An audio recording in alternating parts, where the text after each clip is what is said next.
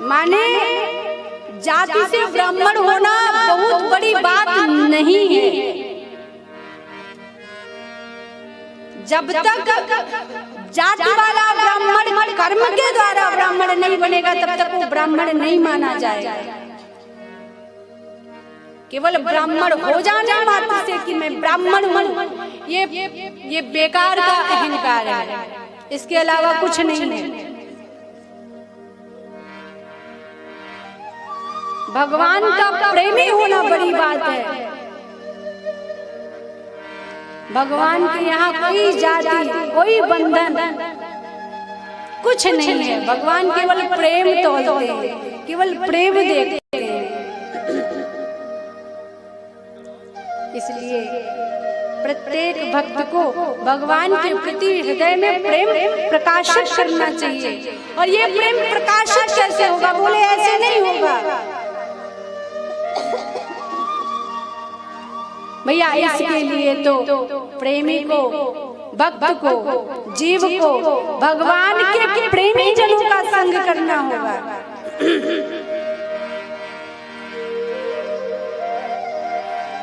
और जब प्रेमी जनों का संग करोगे तो भगवान की अहेतुकी कृपा आप पर हो जाएगी। क्योंकि बिना इस मार्ग में आए इस मार्ग के महत्व को आप नहीं समझ सकते।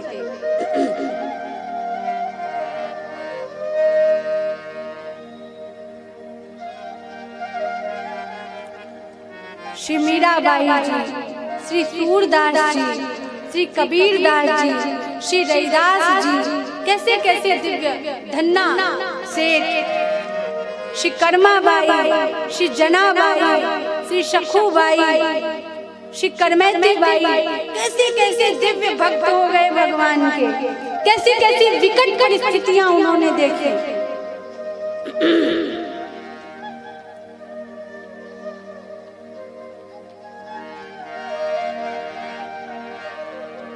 इसलिए विद्वान न बन पाओ कोई बात नहीं, पर भगवत प्रेमी बनना ही सबसे बड़ी बात है। विद्वान बनकर भगवान की प्राप्ति हो जाएगी ऐसा कहीं नहीं लिखा। अगर कहीं लिखा हो तो दिखा दो। बहुत ज्यादा मोक्ष मिल जाएगा, सारूप्य मिल जाएगा, माने भगवान का स्वरूप प्राप्त कर लोगे, स्वर्गों में चले जाओगे, वैकुंठ चले जाओगे, जो चाहोगे वो लोग प्राप्त कर लोगे वेदों का ज्ञान प्राप्त करके। पर प्रेम नहीं प्राप्त होगा। प्रेम तो केवल भगवान के प्रिय भक्तों के संग से ही प्रकट होगा। जो प्रेम गली में आया नहीं, प्रियतम का ठिकाना क्या जाने। जो प्रेम गली आया नहीं, प्रियतम का ठिकाना क्या जाने। जिसने कभी प्रेम किया ही नहीं, जिसने कभी प्रेम किया ही नहीं, वो प्रेम निभाना क्या जाने। जो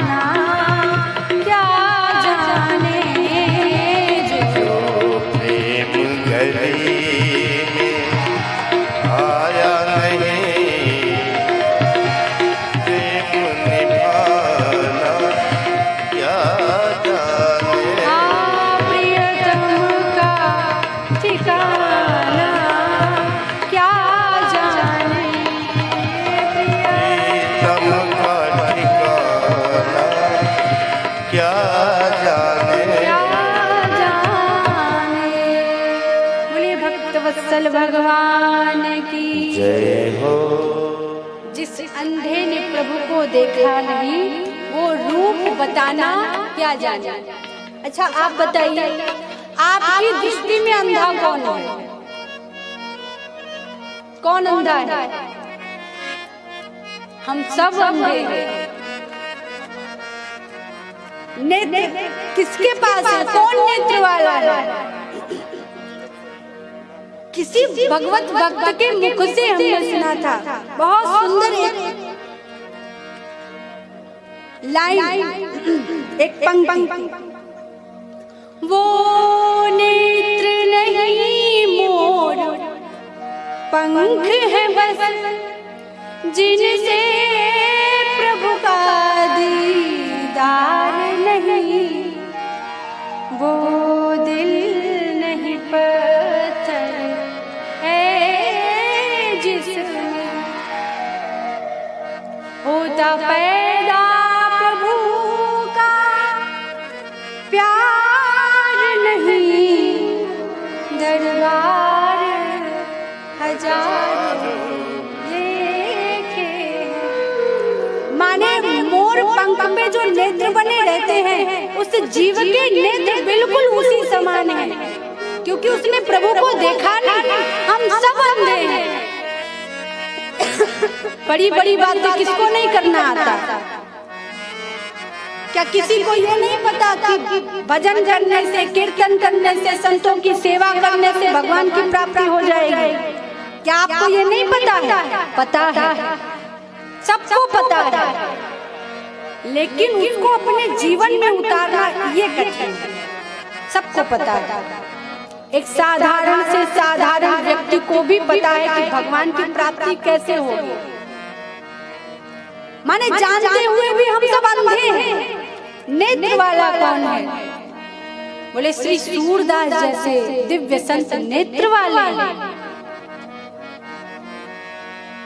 परंतु उनकी सरलता इतनी, दैन्यता इतनी, हमारे पास थोड़ा धन, थोड़ा ऐश्वर्य, थोड़ी व्यवस्था हो जाए तो हमें अहंकार आ जाता है।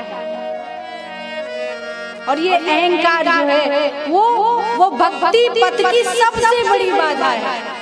तो यही है, सूरदास जैसे दिव्य संतों में दैन्यता इतनी है कि भगवत प्राप्त होने पर भगवान उनके अंग संग रहते थे।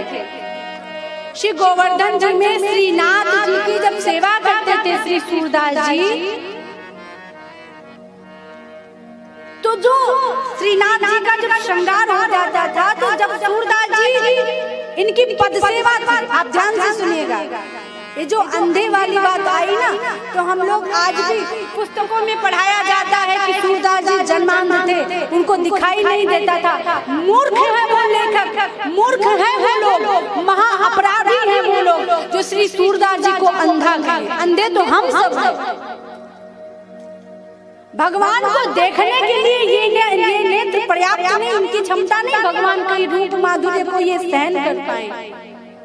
भगवान को देखने के लिए तो हृदय के नेत्रों की आवश्यकता होती है, जो सूरदास जैसे संतों के पास है, बिल्व मंगल जैसे संतों के पास है, हमारे पास नहीं है वो नेत्र।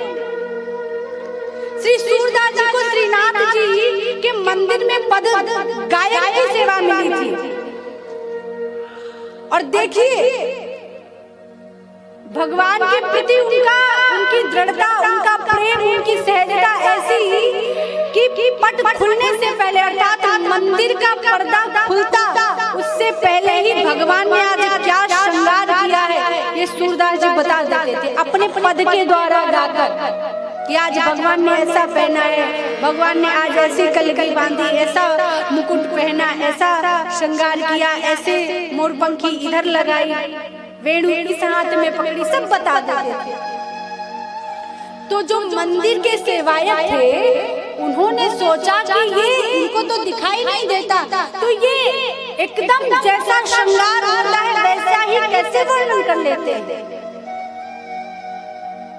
तो एक दिन सेवायतों ने क्या किया, गर्मी का मौसम था, भयंकर गर्मी थी, तो उन्होंने विचार किया और श्रीनाथ जी को पोशाक ही नहीं पहनाई,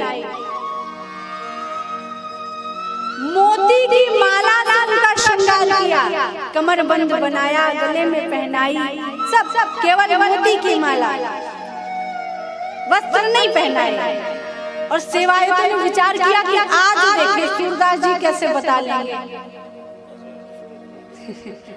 सूरदास जी बैठे पद गायन के लिए, जो ही नेत्र बंद किए और भगवान के रूप माधुर्य का दर्शन किया तो सूरदास जी खिलखिलाकर हंस पड़े। वाह, आज तो कैसी अलौकिक कृपा करी नाथ, रोज ये पोशाक, ये वस्त्र आपके श्रीअंग को ढक लेता था, मैं आपके रूप सौंदर्य का पान नहीं कर पाता था, आज आपने कृपा करके सारे पोशाकों का आवरण ही हटा दिया। धन्य हो नाथ, कैसी कृपा। और वहां पद गाया श्री सूरदास जी ने, देखेरी हरि नंगम नंगा, ऐसे। अब आप विचार कीजिए सूरदास जी के पास क्या नहीं है।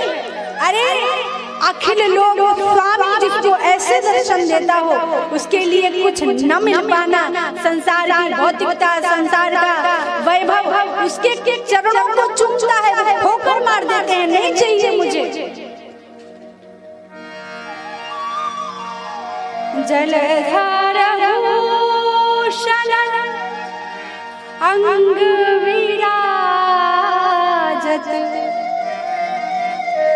जलधर भूषण अंग विराजत,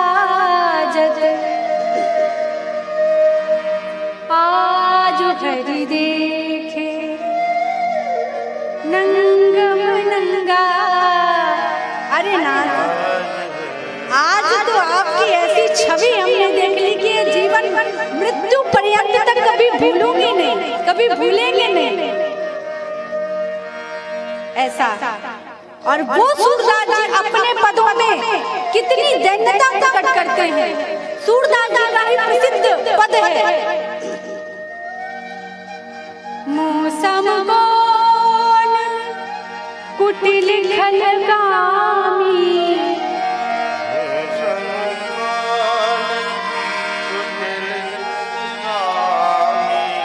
जातन दियो ताहि बिसरायो, जातन दियो ताहि बिसरायो, ऐसो नमक हरामी,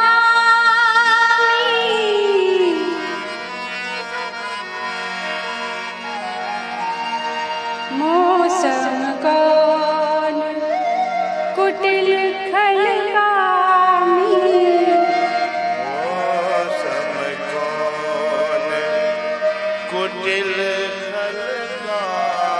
बाल्यावस्था में ही घर को त्याग देने वाले श्री सूरदास जी भगवान की प्राप्ति के लिए निकल पड़े। और दैन्यता ऐसी कि अपने को नमक हरामी बोल रहे हैं, ऐसी दैन्यता। एकांत में तो भगवान के आगे सब रो कर कह लेते कि प्रभु मैं पापी हूँ, मैं अधम हूँ, मैं ऐसा हूँ, मैं वैसा हूँ।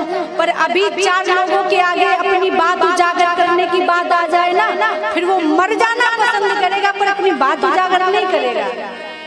विचार कर सकते हैं कि मतलब प्रेम किसी स्तर का और दैन्यता किसी स्तर का। ये आचार्य हैं हमारे, ये संत, इनके जीवन को पढ़ो, समझो, सुनो और ग्रहण करो कि कैसा उनका जीवन है। हम उनके जैसे कभी जीवन में नहीं बन सकते, पर हाँ एक बल प्राप्त हो सकता है कि हम भी भगवान का भजन करें, हम भी उनकी प्राप्ति करें। भगवान का प्रेम मार्ग जो है कहने को तो बहुत सहज है, पर इसमें परीक्षाएं भी बहुत हैं। कैसी भी परिस्थिति क्यों ना आ जाए, सत्य का कभी संग नहीं छोड़ना चाहिए। झूठ केवल कन्या के विवाह में किसी के प्राण बचाने के लिए बोल सकते हैं। आज जो हम सबकी आदत बन गई है झूठ बोलने वाली, ये हमें घोर नरकों में ले जाने वाली है। इसलिए हमें अकारण सत्य नहीं बोलना चाहिए। क्योंकि असत्य जैसा पाप कोई नहीं और सत्य जैसा धर्म कोई नहीं। बोलिए भक्तवत्सल भगवान